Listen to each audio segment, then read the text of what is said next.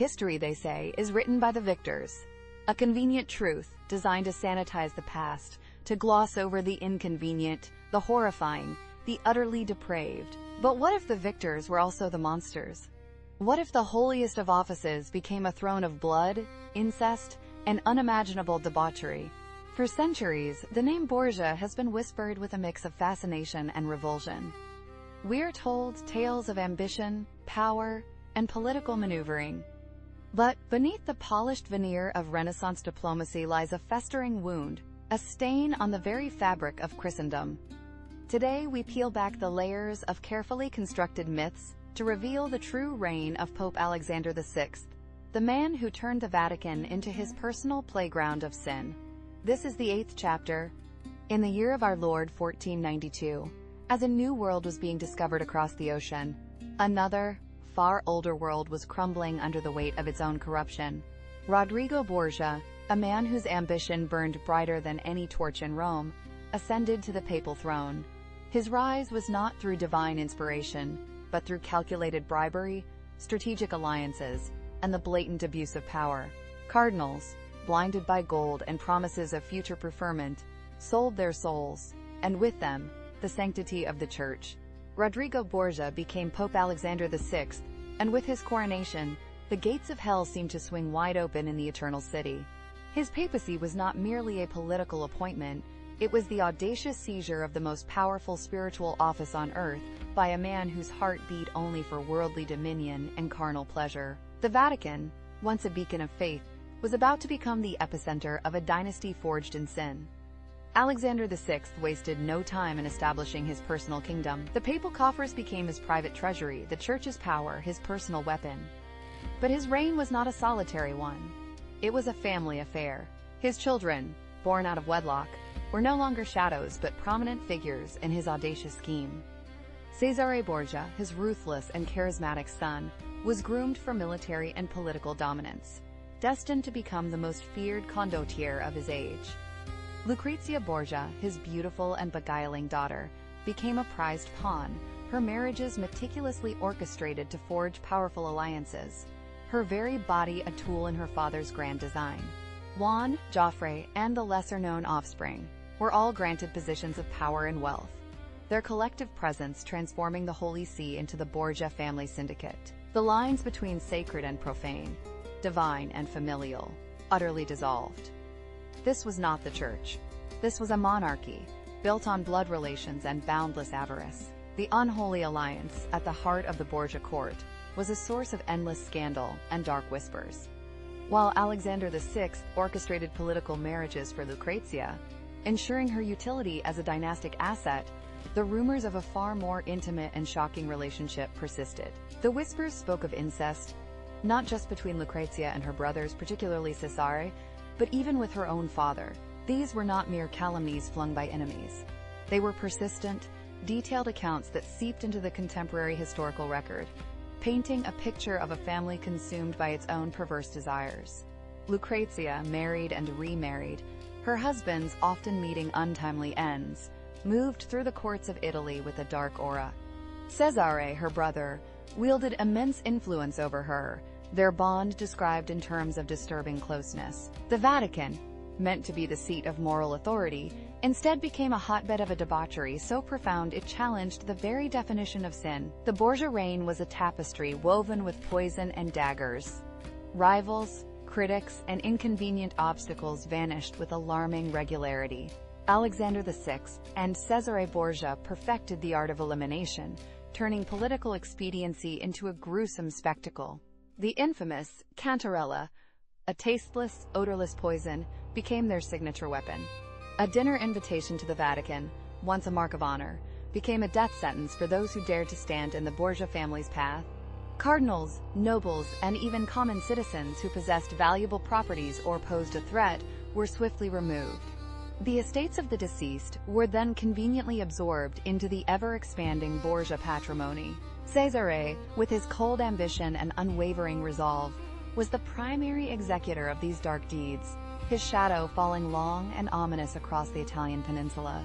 The fear he inspired was palpable, a chilling reminder that the papal state was now governed by men who saw human life as a disposable commodity in their ruthless pursuit of power. No one was safe, not even those closest to the Borgia inner circle. The very air in Rome was thick with suspicion, every sip of wine, every shared meal, a potential harbinger of a swift, agonizing end. Yet beyond the political assassinations and strategic betrayals lay a deeper, more profound depravity. The Vatican, under Alexander VI, was not merely a political battleground, but a carnival of flesh and vice. The most notorious incident, the Banquet of Chestnuts of 1501, became a scandalous legend. Allegedly, 50 courtesans were brought to the Apostolic Palace, where they danced naked for the Pope, his children, and their guests. Chestnuts were scattered on the floor, and the courtesans were encouraged to retrieve them, engaging in lewd acts while the Borgia family watched and judged. Prizes were awarded to those who performed with the most vigor and invention. Such accounts, while perhaps embellished by centuries of retelling, nonetheless reveal the utter moral decay that permeated the highest echelons of the Church. The sacred chambers of the Vatican, once reserved for contemplation and prayer, were transformed into stages for orgies, blasphemous revelry, and explicit displays of hedonism that would shame even the most decadent of pagan emperors. Lucrezia Borgia, often portrayed as a mere victim of her family's machinations, was also a woman who navigated this treacherous world with a keen understanding of power. Her early marriages to Giovanni Sforza and Alfonso of Aragon ended in scandal and tragedy. Sforza was politically discarded, his marriage annulled on flimsy pretenses of impotence, while Alfonso was brutally murdered, allegedly at Cesare's command, for no longer serving the Borgia agenda. Lucrezia then married Alfonso I d'Este, Duke of Ferrara, a union that finally offered her a measure of stability and respectability, away from the immediate shadow of her father and brother. Yet, the dark rumors followed her. Her alleged incestuous relationships, the suspicious deaths of her husbands, and the children she bore whose paternity remained a mystery, all contributed to a legacy of enigmatic complexity. She was a pawn, yes, but one capable of playing her own intricate game, surviving the blood-soaked chessboard of the Renaissance. Cesare Borgia, the formidable son, was the brutal enforcer of the Borgia will. Clad in armor, a cardinal's hat replaced by a general's helmet, he carved out a de facto kingdom in central Italy, the Romagna. His military campaigns were swift, merciless, and terrifyingly effective. Cities that resisted were razed, their populations often massacred. His ambition knew no bounds. He dreamed of a unified Italian state under Borgia rule, a vision fueled by Machiavellian principles long before Machiavelli himself penned them. Cesare betrayed allies as readily as he crushed enemies, his word as fickle as the wind, his methods as cruel as necessity demanded. He was the embodiment of the Borgia era's ruthlessness, a figure of chilling efficiency who understood that power was not given, but taken, and held only through an iron fist and a willingness to spill torrents of blood. His actions cemented the Borgia name in history as synonymous with tyranny and unbridled ambition, but even the most formidable reigns eventually crumble. In August 1503, Pope Alexander VI fell ill, stricken by a fever. While conventional history attributes his death to malaria, rumors of poison inevitably swirled. It was whispered that he had accidentally consumed a poisoned wine, intended for a wealthy cardinal whose assets he coveted. A fate befitting a man who wielded poison so freely. His death was sudden, chaotic, and marked the immediate unraveling of the Borgia Empire. Cesare, also ill at the time, was unable to consolidate his power, his carefully constructed network of alliances collapsing around him. The cardinals, many of whom had suffered under Alexander VI's tyrannical rule, swiftly turned against the Borgias. Cesare's power diminished rapidly, his conquests were lost, and he was eventually exiled and killed in battle. The Borgia dynasty, built on a foundation of blood, betrayal, and unholy acts, disintegrated almost as quickly as it had risen, leaving behind a legacy that would forever haunt the halls of the Vatican. The story of Pope Alexander VI Borgia is not merely a tale of a corrupt pontiff. It is a stark, brutal testament to the depths of human depravity.